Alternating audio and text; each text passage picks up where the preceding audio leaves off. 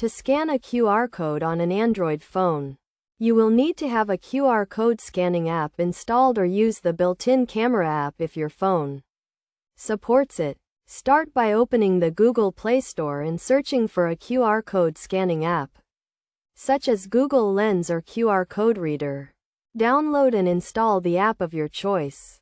Once the app is installed, locate the QR code you want to scan and open the QR code scanning app.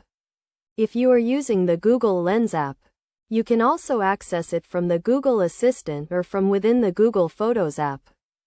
Point the camera at the QR code, making sure it is centered and in focus. The app should automatically detect the QR code and scan it. If the app does not automatically scan the code, you may need to tap a button to initiate the scan.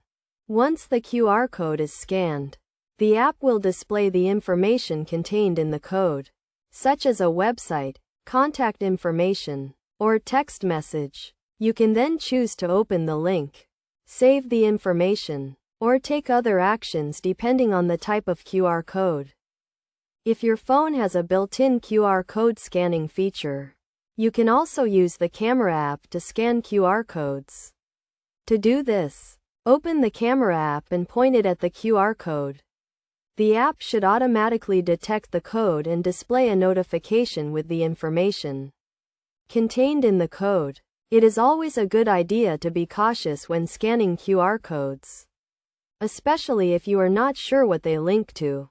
Make sure you are scanning codes from trusted sources and be careful not to scan codes that may contain malware or other security threats. In addition to using a QR code scanning app, some Android phones also have a feature called QR code scanning in the Settings app. To access this feature, go to the Settings app and search for QR code scanning. If this feature is available on your phone, you can use it to scan QR codes without needing to download a separate app. Overall, scanning a QR code on an Android phone is a simple process that can be done using a QR code scanning app or the built-in camera app.